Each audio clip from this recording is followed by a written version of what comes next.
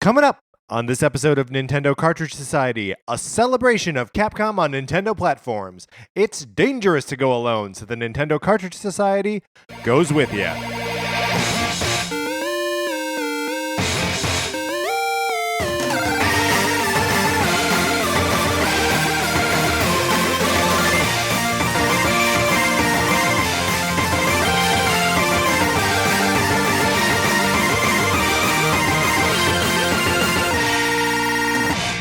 Welcome to Welcome to Nintendo Cartridge Society. My name is Patrick Ellis, joined as always by my co-host Mark Mitchell. How's it going, Mark? Hey, it's going pretty good. So you are tuning into our conversation about Capcom as their games have appeared on Nintendo platforms. Yes? Yes. This is part 2 of the episode from earlier this week where we talked about the Super NES Classic, which has at least a Capcom game on it, Mega Man X. Yeah. So if you're interested in a conversation about that and all of this week's news, you can go back and listen to Tuesday's episode. But today is all about Capcom. Mark, why do we care about this company? Yeah, that's a good question because we could have done this with a lot of other developers theoretically. Yeah, for sure. But Capcom holds kind of like a strange place in both of our hearts. Yes, for sure. Why do you think that is? Do you think it's because like we've just been playing their games for so long, or is there something else happening there? I think it's because they used to make good games. Oh, and those Mark's tipping his hand. And those good games were on Nintendo platforms for a long time. Yeah, for sure. I think there's also just something to the way Capcom develops two franchises. Like they develop franchises and then release more entries in them. That like something like Mega Man or like Street Fighter or like Resident Evil ends up playing such a huge part of our lives for so long. Well, especially during our formative years as gamers, which for us was like the original Nintendo Entertainment System, the Super Nintendo. That's kind of like the golden era of Capcom on Nintendo platforms. For sure. And that was like our gaming golden years. And then I think I hate this. I hate using this phrase, but that like they also grew up with us as gamers, so that like when we wanted to see games on PlayStation or Xbox that we were seeing, you know, Resident Evil and Dead Rising on these other platforms that were giving a more like violent or whatever approach to gaming, that they were there for that too. So like as the medium matured and as we matured, that the company, that their output did as well. Not necessarily on Nintendo platforms, which is a whole other thing that we'll get into as we go through their output over the years. But for sure, a lot of it starts with the NES, right? So let's start there. Oh yeah, so we are basically we tasked each other with each coming up with one. I cheated, like have two sometimes games, right, that are our favorite from each platform. Right. So do we? I mean, I think that their output on the NES was huge. They had so many games on the NES, and a lot of them, like I feel like the vanguard of all of that is Mega Man, right? And all of the, in my mind at any rate, every other game that Capcom put out on the NES is like a version of Mega Man, right? Like the Chippendale games have a very, like the sprite sizes are exactly the same. Everyone moves in kind of the same way. DuckTales feels very Mega Man. I don't know, what are your just like overall impressions of any Capcom NES games? Well, it's interesting. So my list, or the games that I chose, are not always the objectively best games. I think that's for the best. Yeah. This is not a definitive list. No, we are not. You can argue and refute our list here. No problem. That's fine. Whether you're from Australia or not. Right. Was that the joke, or was the Australians knew about something else? Hey, it doesn't matter. It's uh, Australians now. yeah, and so like Mega Man to me was not something that I played during the NES era Okay. because it was too difficult. I was too Yes. young, and it was way too hard.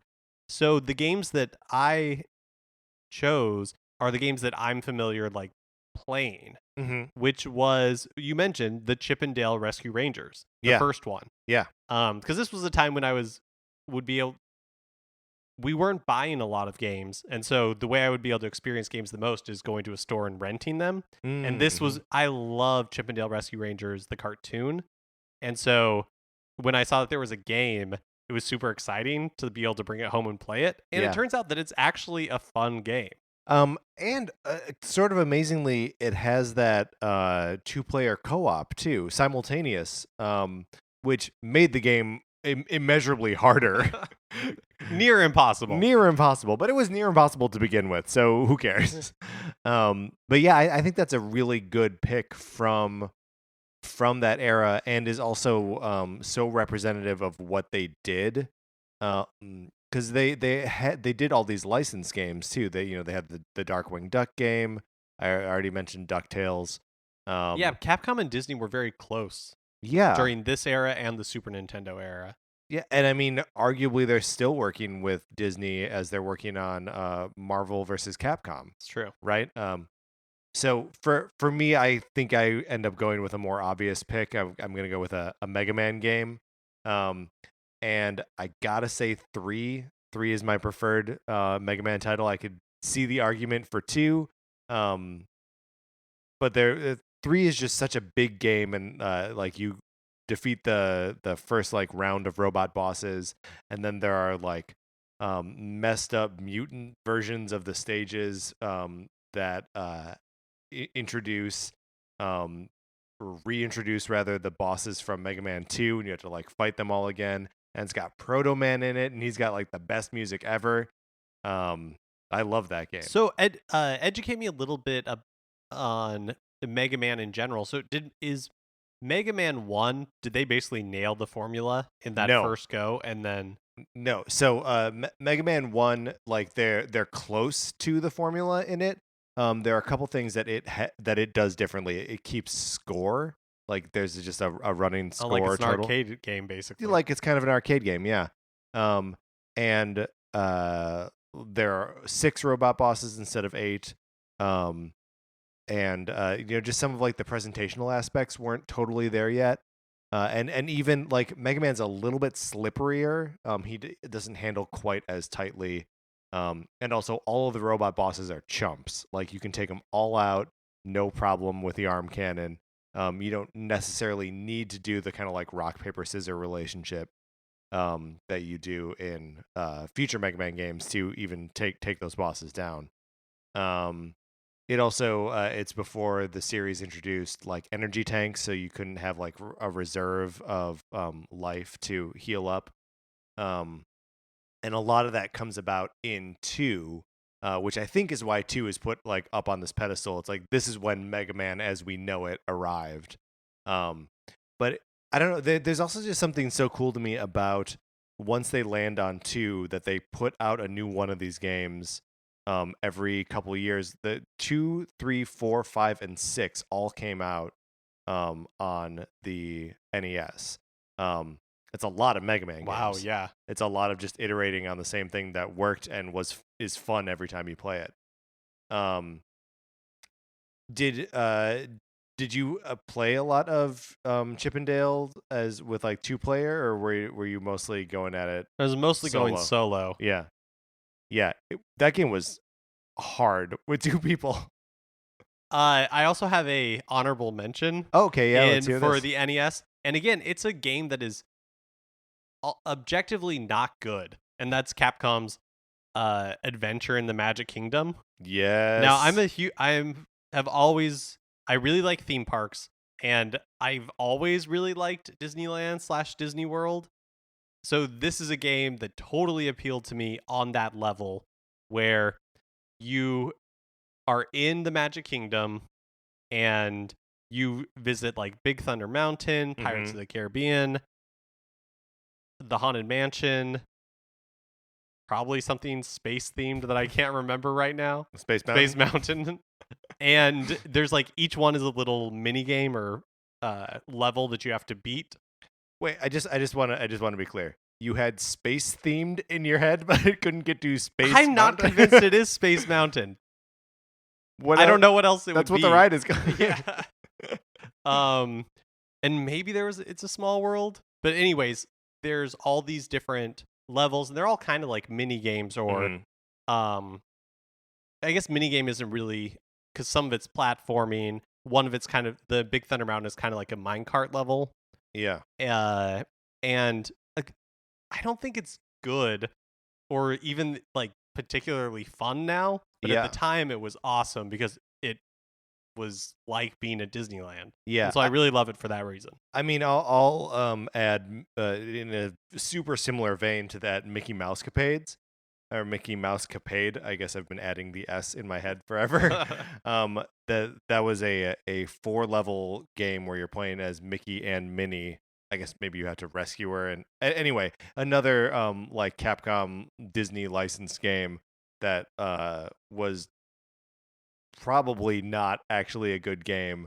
But I just had a lot of fun with. It's interesting to note like all these other licensed games that they did. They did a Tailspin game. They did a Little Mermaid game. They made a Willow game.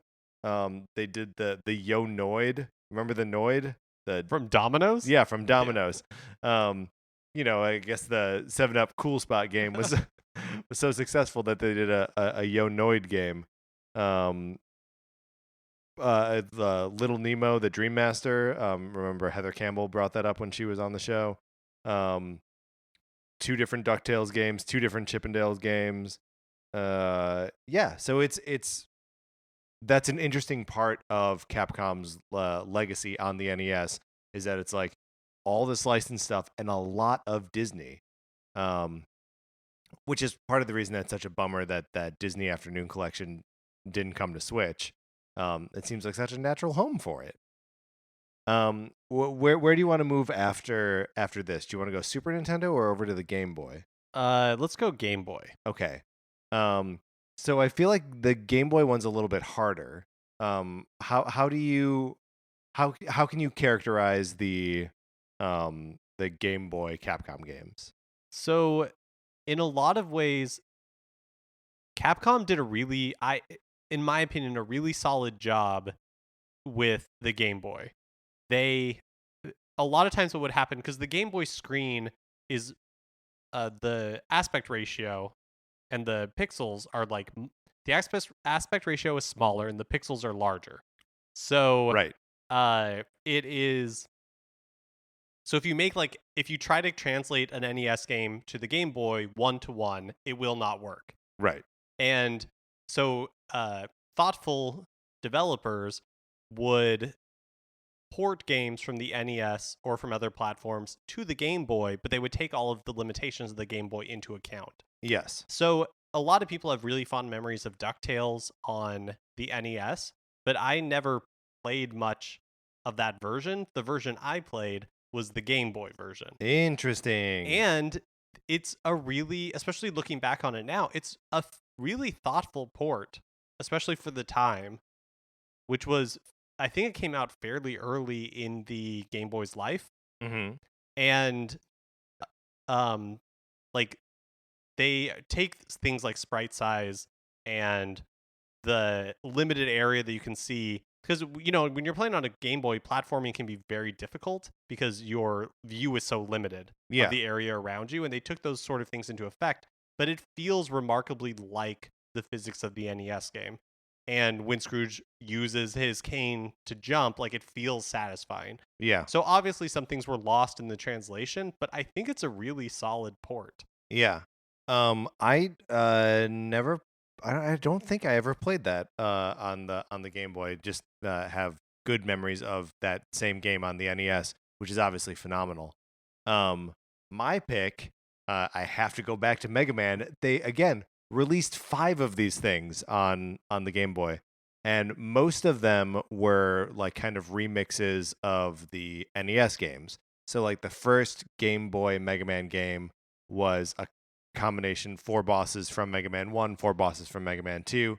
And the second game was 4 bosses from 2, 4 bosses from 3. Do you remember what they called them? Was it just The called first Mega Man, or was it just called like, did it have a So the first subtitle? one is called Mega Man Dr. Wily's Revenge, with Dr. Wily being like the main antagonist of the series.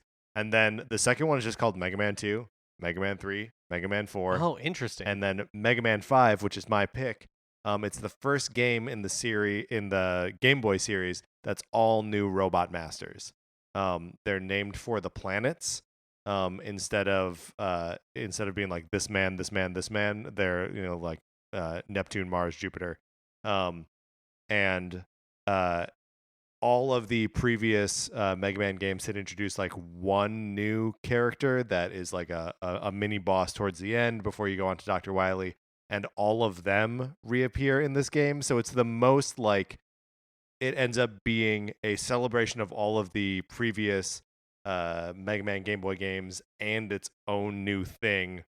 It's so cool. That does sound really cool. It's a game that's like badly in need of re-release or of like remastering. That like, actually, I think all of the Mega Man Game Boy games could be, if you just like flip the switch and like turn them over to the 8-bit graphics on the NES, that you could repackage and sell them in a new Mega Man Legacy collection. What was that called?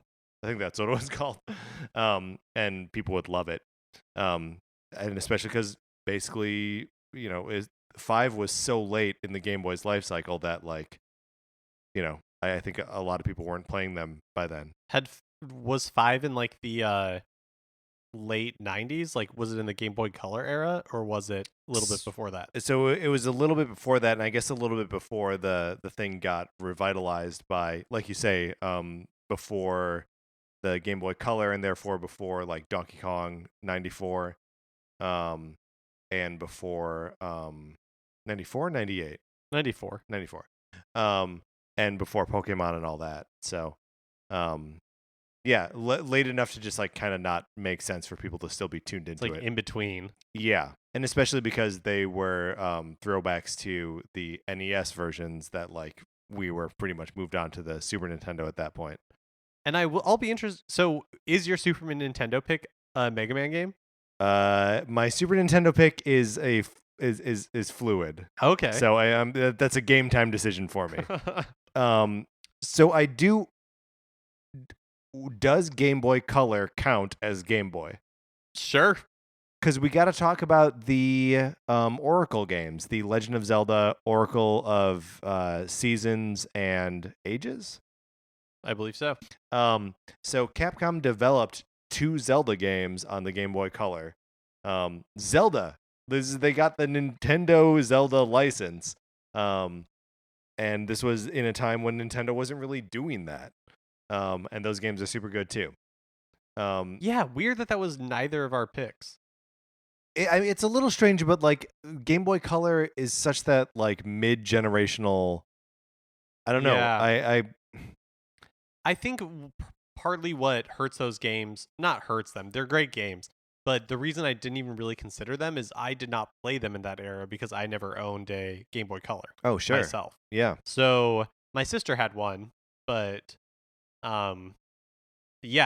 so I didn't play those games until much later, and they are very good games, but they don't stand out in my mind as much because I was playing them in a time that I was playing a lot of other Zelda. Yeah. A lot of other handheld Zelda. Yeah. Well, and like in my mind too, like I will lump them together with Link's Awakening.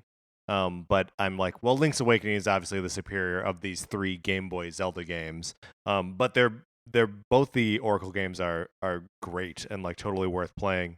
And they're available on the 3DS eShop, so it's there. I don't know. It's so when you can't pick up a Super Nintendo mini, that's right. You got these this 2 holiday, games. you can just buy a 3DS. But that's a good segue into the Super Nintendo.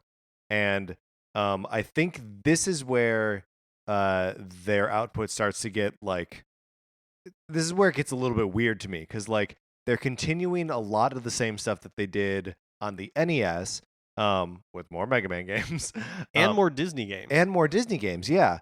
That Aladdin game, is the Lion King game then No, too? so Okay. My pick is actually the Aladdin game. Okay. And it's a really great platformer. Mm-hmm. But so an interesting thing that happens is Virgin Interactive, Yes. like, there's like an in-between period with the license. So Virgin Interactive made, I believe, the PAL version of an Aladdin game, so it's completely different. And then the SNES version was made by Capcom, and I think there was like a licensing split. But this was the final game that Capcom developed. So the Lion King game, that was all Virgin Interactive. Oh, okay. That makes sense. Maybe it's not PAL in US. Maybe it might be System. So I think like the Genesis Master System version of Aladdin is Virgin Interactive, and the SNES version is Capcom. I mean, there was also a Mickey game that came out on. There were a couple of Mickey games on the Capcom. Super Nintendo that Capcom did. I think there were 3. Yeah, I think that's right. Mickey Mania is one of them. There was the like Castle of Illusion, and then something else, I guess.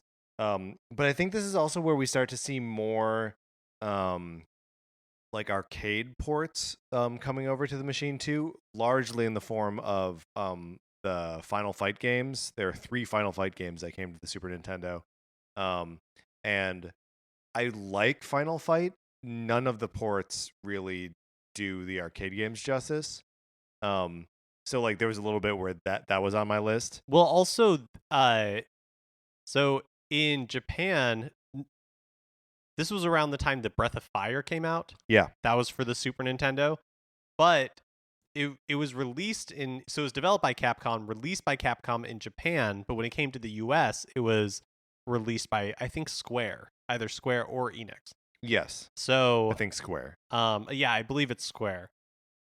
And if you've never played a Breath of Fire game, and I don't think they make them anymore. No, or haven't for a long time. You can buy the first 2 of them, I think, on the 3DS. The new 3DS. They're fun JRPGs. There's nothing particularly exciting about them, and I think that's part of the reason probably why Capcom has stopped developing them. But for me, well, that's getting ahead. But anyways, we'll talk a little bit more about Breath of Fire. You keep almost saying Breath of the Wild. It's so hard not to. The word on everybody's lips. Breath of the Wild. So that's the arcade port thing is always Street Fighter, always Street Fighter, always Street Fighter. And I played so much Street Fighter 2 and Super Street Fighter 2 and Street Fighter 2 Turbo Hyper Fighting on the Super Nintendo that I was tempted to pick one of those. So I'm not going to. Whoa. I am going to go with a Mega Man title, but not one that you're thinking. Okay. I'm going to go with Mega Man Soccer, which is a super fun soccer game. That's awesome. Where your players are all like Mega Man and robot bosses, and had like big dumb super moves. It was basically Mario Strikers before Super Mario Strikers, but with Mega Man characters. And like I was totally in love with it. And it was a game I never owned and just like rented over and over again. Could you do 2-player? Yeah. Mm-hmm. Either on the same team or against each other. It was a fun game. Can you explain to somebody like me who I don't really understand the difference between Mega Man and Mega Man X and all the different like offshoots? Like, sure. Did we not mention Mega Man X? No. Okay. So Mega Man X this is something that we'll talk about. Almost every Nintendo platform, there is a new like generation of Mega Man something, right? And the Mega Man X games start to appear on the Super Nintendo, and it's 100 years in the future from the Mega Man franchise, and all the robots have taken over, and like good robots are hunting bad robots.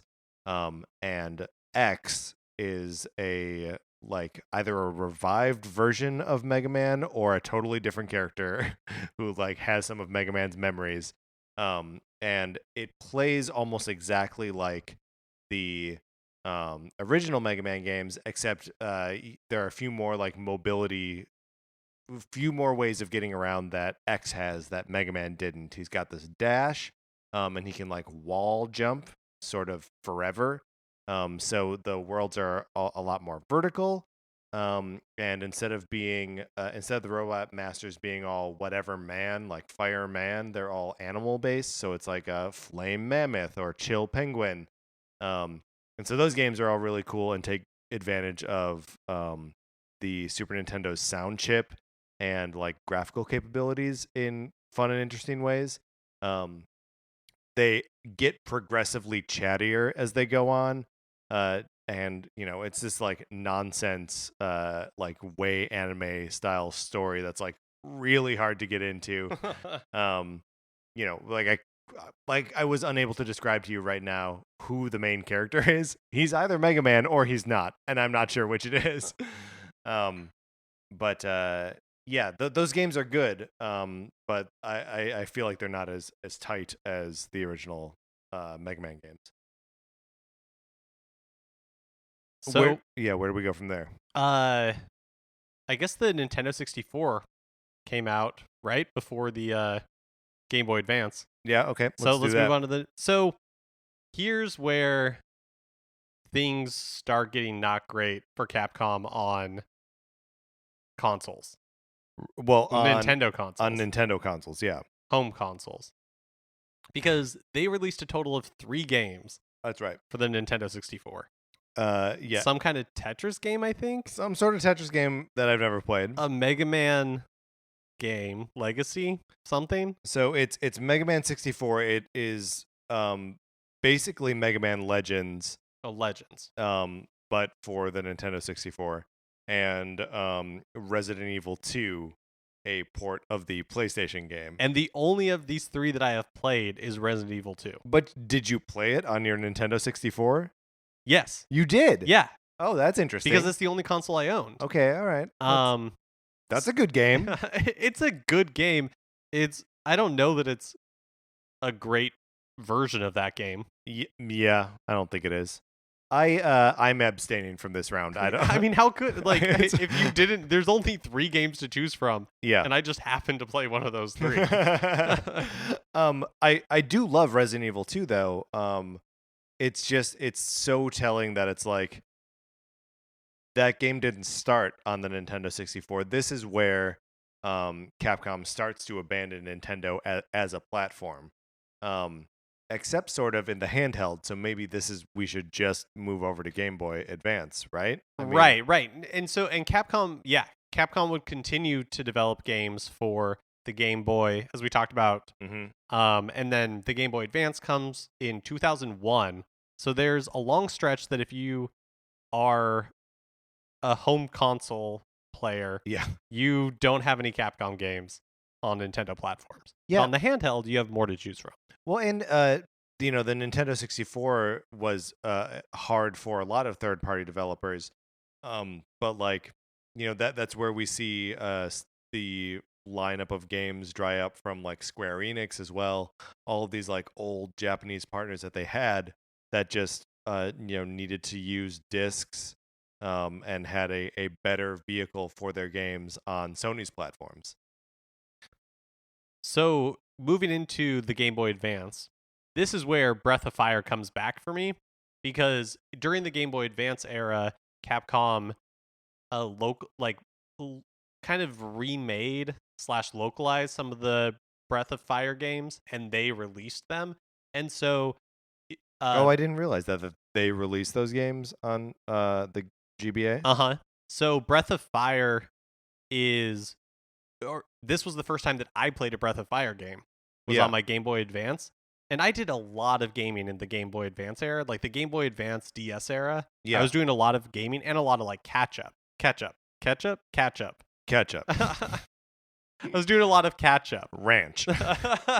because like games that were on the Super Nintendo that I never had a chance to play were being ported to the Game Boy Advance left and right. Yeah. And so Breath of Fire is not particularly remarkable, but it was so much fun to me because it was like discovering a 16-bit RPG, a genre that I love so much to this day. Right. That I never had played or experienced before. And so that was really fun. What were we just talking about where I was like, oh, it feels like there's with Fire Emblem, that discovering Fire Emblem at this point in my life is almost like discovering a whole like series of JRPGs that I, missed out on from like the classic era. So it sounds like you were able to get that experience with the Breath of Fire games. Yeah, and it was, again, they're not like groundbreaking games, but they're competent and well made, and the ports on the GBA were well executed. Like some of the sprites were redrawn and things like that. Yeah, if you've never played a Breath of Fire game and you enjoy those types of JRPGs from that era, I highly recommend picking it up. And I think they're available, or a couple of them are available on the Nintendo 3DS eShop, but I'm not. They are, but they aren't the GBA ports. Oh, okay. So they're the original Super Nintendo game. So if any of like the sprite work was redone, that makes sense actually, because the little bit of Breath of Fire 1 that I played had a little bit of wonky sprite work in it. I think they're still like the mechanics are similar, so I think they might still be good games, but the GBA version is the one that I played, and I really enjoyed it, even though they're not totally remarkable. Sure. So I think of you as an Ace Attorney guy, right? Phoenix Wright? Yeah. Yeah. So this is when these games start to show up too, right? But I didn't play them until the DS. It's actually my DS pick, but we'll get there. Sure, we will get there. So I have a little bit of a harder time with the Game Boy Advance. I am going to go with the Minish Cap, The Legend of Zelda: The Minish Cap. The third Zelda game that Capcom made. They have not been given the keys to the kingdom since, but they did a lot of cool stuff in that game. Arguably, Nintendo's cribbing some of that now with Cappy in Super Mario Odyssey, the hat that talks to you. It's also a game that we don't... Did we really see anything referenced from it in Breath of the Wild? Well, it depends. If you want to count, like, I always consider the Korok leaf, and even as it appears in Wind Waker, and its ability to like manipulate wind, like that is tied in with the gust jar, because there was no like gusting or like wind manipulation in games prior to that. Did right? Minish Cap come out before? I feel like. Oh, that's a good question. That's a great question. I think Wind Waker came out before Minish Cap did. Okay, well then no.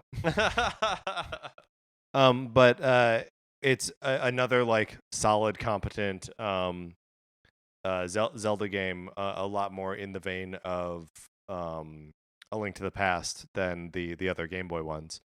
But that would be my pick. This is where I fall off of the Mega Man bandwagon, even though they released a ton of Mega Man games. This is where the Zero series starts up, which I'll just a little bit more dip into Mega Man lore. Zero is a like a hero character in the Mega Man X games, that like he's got like a long blonde ponytail and he fights with like a laser sword. Oof. So everyone thinks he's way cool. And he was cool in like his first appearances, that like he was a mysterious character and kind of a loner and had this laser sword. But then they, after having him like be a playable character in some of the X games, they did this whole series of games about him, and that's another like 100 years in the future. And I mean, this is where I fall off the narrative too. But I played some of those games, and they're just too like they're trying to find a weird mix between like the Mega Man X formula and like the Metroidvania formula. So you're still like selecting individual levels to go into, but they're all like way too big. And like it's not nearly, it doesn't have it's not like arcadey enough, like the moment to moment gameplay is so unsatisfying. And this is also where we start to see the Mega Man Battle Network games, which I really don't know anything about. But other than just to note that there's another like 6 Mega Man games I didn't play. So where do we go from there? So the GameCube was a really interesting time for Capcom. Yes. Because that's when Capcom and Nintendo made a concerted effort to work together. Right. The Capcom 5. Mm-hmm. This was to be 5 games that would come out and be exclusive Nintendo games, all on the GameCube. And I think one of them ended up being exclusive. Yeah, I think that's right. And 2 of them didn't even come out, or one of them didn't even come out. Look, I think what's your pick for the GameCube? I feel like the only answer here is Resident Evil 4, right? Resident Evil 4 is great. Oh, right. Let's hear. Let's go. I love Resident Evil 4. Right. And thusly, but the version of Resident Evil 4 I love the most, or that I got the most enjoyment out of, was the Wii version. Okay. So for the GameCube, I chose Viewtiful Joe. Okay, tell me about Viewtiful Joe, because I actually don't know this game very well. Okay, so it's like it's a 2D cell shaded, like side-scrolling beat 'em up type game, and you play as this character, or as this guy who like gets a wristband, and he can turn into a superhero, basically named Viewtiful Joe. Right. And it all has this like, there's the real world, and then there's like movie land. I can't remember exactly what it's called. Yeah. So the entire game kind of has this like movie aesthetic, and he has special moves that are all kind of like based on film techniques, in the sense that it's like, one is close up, so everything gets really close in the screen. Yeah. And so his attacks are more powerful. One is like everything slows down, so his attacks are more, so it's like easier to hit the enemies. Yeah. The other one is like it's sped up, and so you see multiple Viewtiful Joes like all over the screen. Oh, that's they cool. Can like attack enemies that way. It's very like, it's, the reason it's fun is the combat's super successful. And it's really fast paced and fun. I don't really love side-scrolling beat 'em ups. Like the sure. The Final Fight games, or right, or what was the that Tokyo Rumble? Yeah. Those games, like River I don't. City. Yeah, River City. Like I don't really like glom on to those sorts of games. But this one, the combat is very satisfying. Yeah, and it like stylish too, right? Very stylish. Yeah. Like the entire game is very stylish. The soundtrack is great, and so for me, that is my favorite like GameCube game from Capcom. Remake is another great one. Oh, I love Remake. And in fact, I don't hold, I love Resident Evil 4. I don't quite hold it in the same esteem that everyone else does. I think largely because that's when we start to see the series pulling away from what it was and what I loved.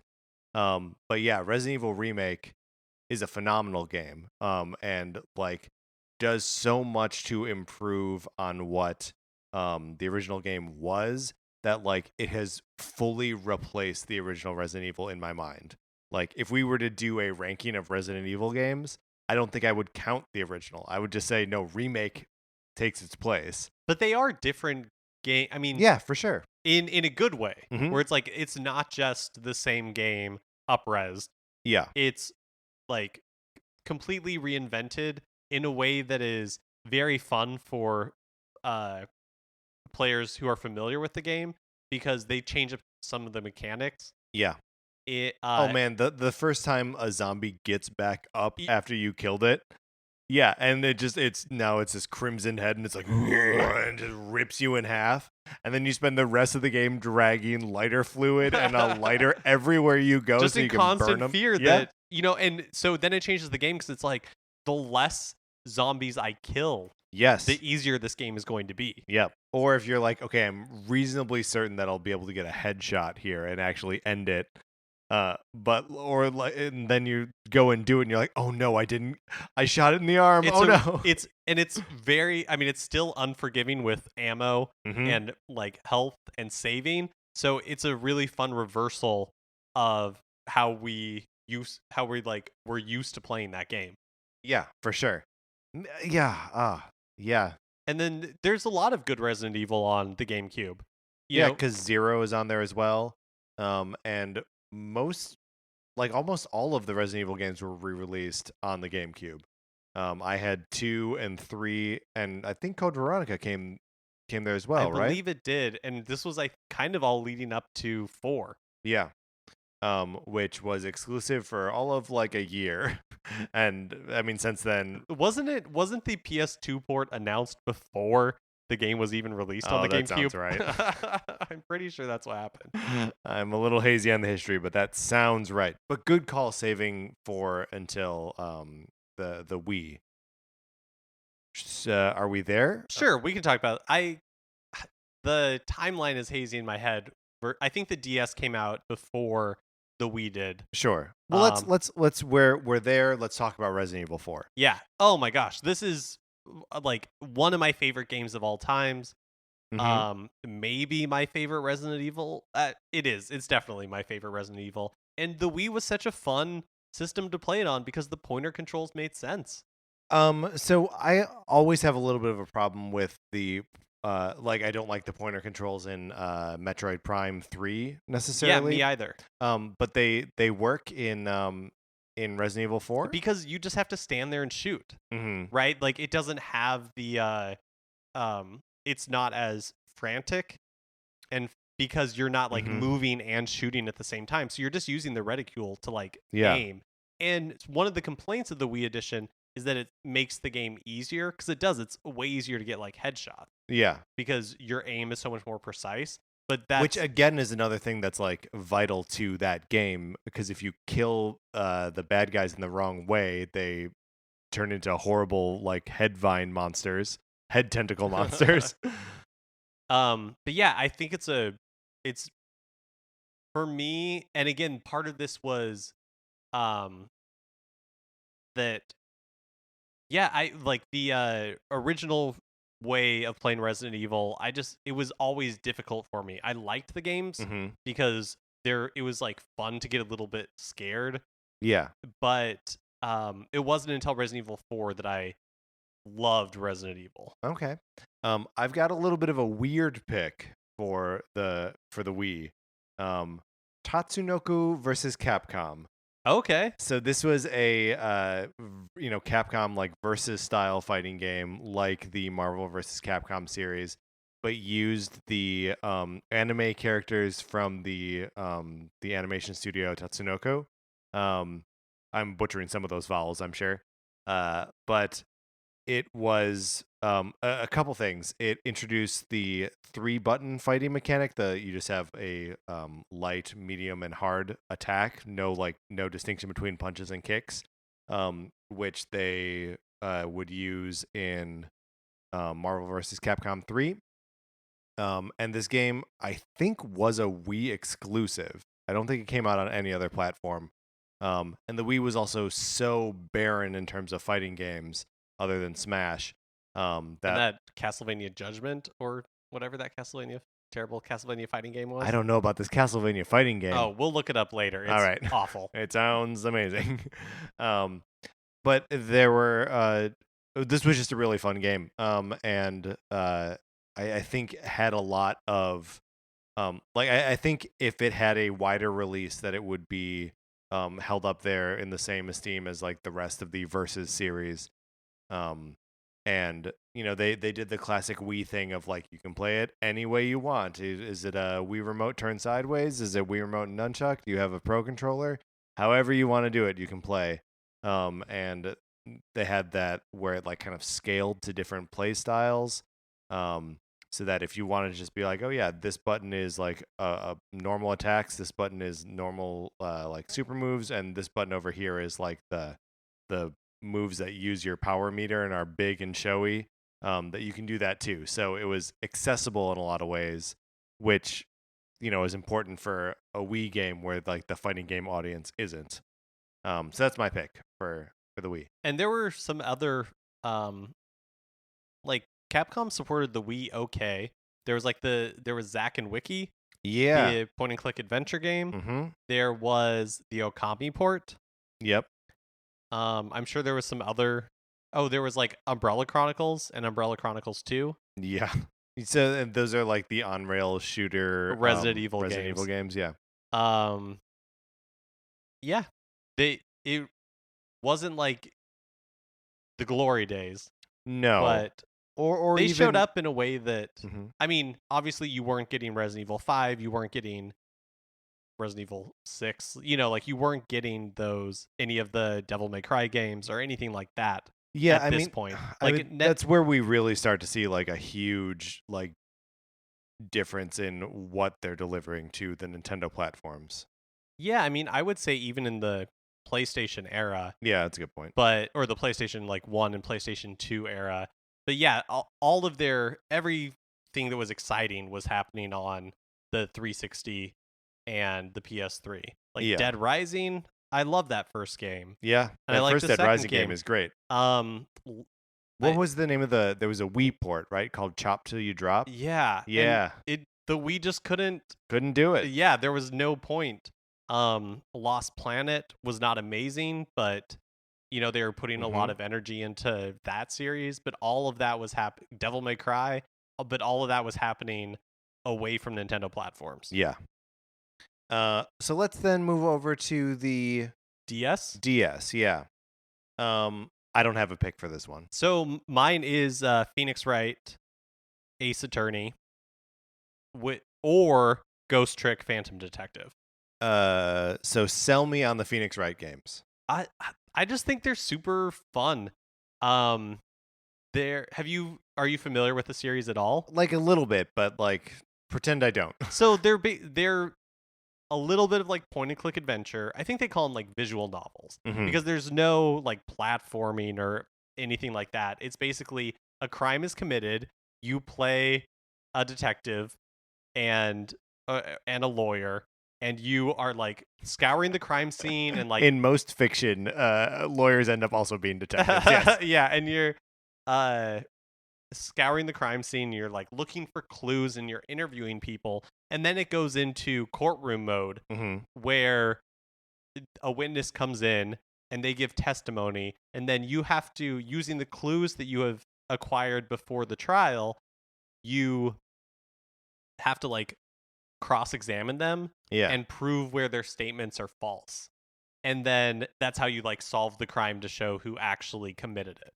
Yeah, that's fun. And it takes place in this like when they it's so Japanese, but when they localized it, I mean the justice system is completely made up. It's not like it's not like any justice system in the world. But like and not like we'd be able to pick out like, oh, that's a stereotypically Japanese justice system thing. But like the world of that Phoenix Wright takes place in is super Japanese. Yeah. But when they started porting them, or when they started localizing them for Western audiences, everything looks so Japanese, but they started being like, okay, I'm gonna go buy a hamburger, and they will walk in to like a ramen shop or something, and that's kind of become a joke with the series as it's gone on. That's great. They just like they embraced that. But yeah, I've always liked mysteries as a kid, like Agatha Christie and all that kind of stuff, Scooby-Doo even. And so they're just really fun. The world is fun. The characters are really fun.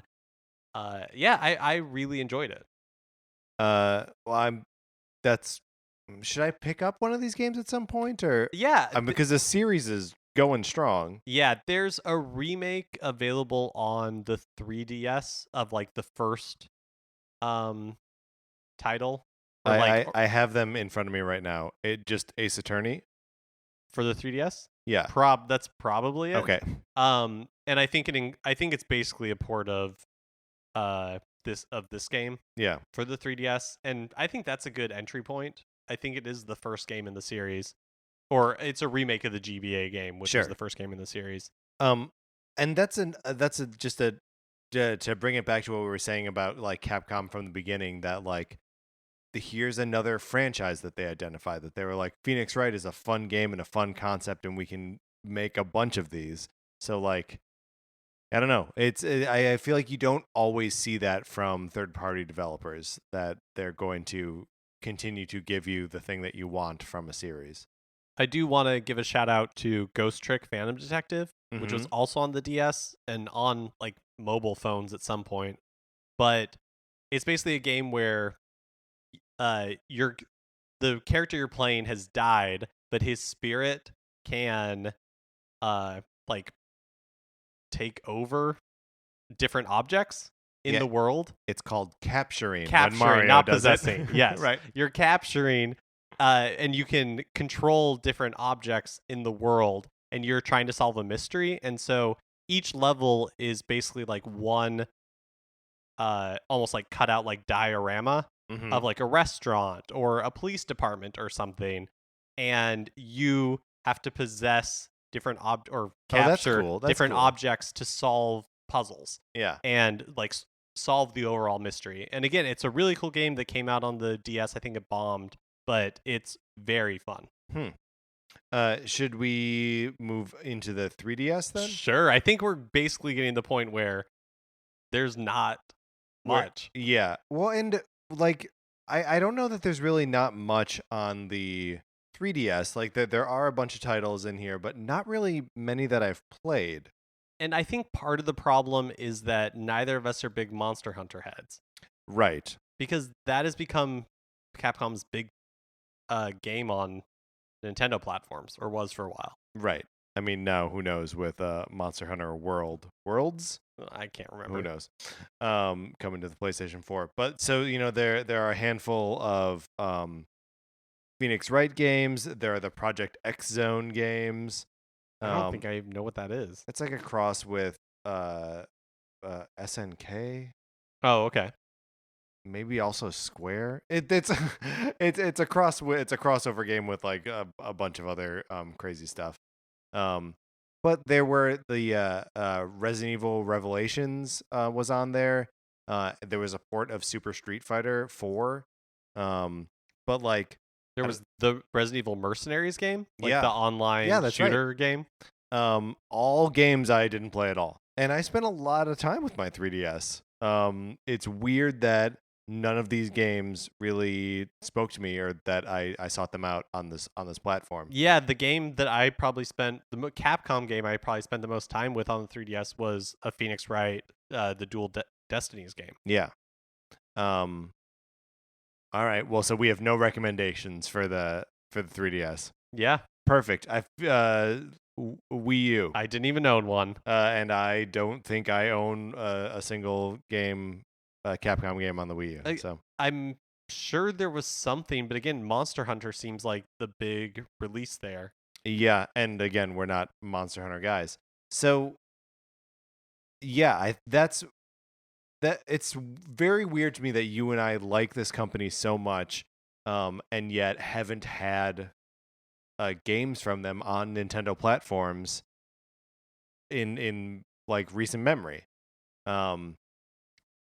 It makes our expectations for the Switch a little strange, right? Like, what do we want to come out on this thing? Right. Because I mean, so Monster Hunter being on the PS4 doesn't really affect me any that it's not coming to Switch, because I don't play Monster Hunter games. Right. Resident Evil 7 just came out. But it's weird just in general with Capcom, not just on Nintendo platforms, because we both really like Resident Evil, and neither of us picked up Resident Evil 7 yet. Yeah, I mean, I'm not excited about the new Marvel vs. Capcom. It doesn't look as good as the last one. Like, physically doesn't look as good. And Resident Evil 7, the more I like read about and saw about it, just doesn't appeal to me in the way that previous Resident Evil games did. Yeah. So I think I'm just at a weird, and the things I really liked in recent generations, like Dead Rising 4 on the Xbox One, threw away everything I liked about Dead Rising games. So Capcom has really struggled with they've like tried really hard to change their focus to the West, and none of that worked. Right. Like Dead Rising fell off once they did that. Lost Planet. Yeah. I think there were 3 of those games, and like it didn't even make a dent. I mean, the thing that's so weird is that it seems like they might have some of these resources and like some of this, like, again, that Disney Afternoon Collection that should have been on Switch, the Mega Man Legacy Collection 2, or what's that? Is that what it's called? I've said it twice now. I don't know if that's right. But the one that has Mega Man 7, 8, 9, and 10, that's also not scheduled to come to the Switch. It should be there. But they're just not doing it. And it seems like, why aren't they doing that? What's interesting is that we've talked about in the past, Nintendo went to Capcom with the Switch and were like, hey, what do you think? And they said, we need more memory. Right. So Nintendo did what they said. Yeah. And in a Capcom presentation, they talked about, like, they are working on multi-platform titles and that they're working to get their multi-platform engine running on the Switch. Yeah. So I just don't know if it's a resource thing. I mean, Capcom's output in general hasn't been super stellar the past couple generations. So I feel like they're in such a weird place as a company that I don't even know what I want from Capcom anymore, other than a Dino Crisis game. Well, that's never going to happen. Oh, Dino Crisis. It's such a great idea. It is such a great Resident Evil, but with dinosaurs. Yeah, Dino Crisis in the Resident Evil 4 style. Oh, yeah. Perfect. Basically perfect. Just make it a Jurassic World 2 game. Ugh, Fallen Kingdom? That title's a joke, know it. Right? All right. Well, that's our opinion, so let's close up this topic.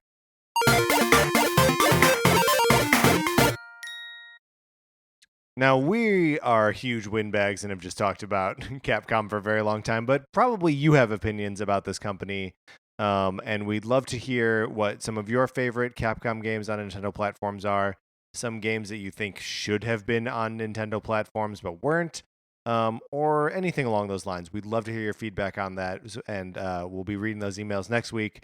So you can always write to us at NintendoCartridgeSociety at gmail.com. And we're also super interested in hearing what you think about us separating our episodes into 2 shorter episodes. Yeah, we think you're getting a little bit more this way than the topics can really breathe and really just be about it. And if you're not interested in the topic, then you just bounce on it.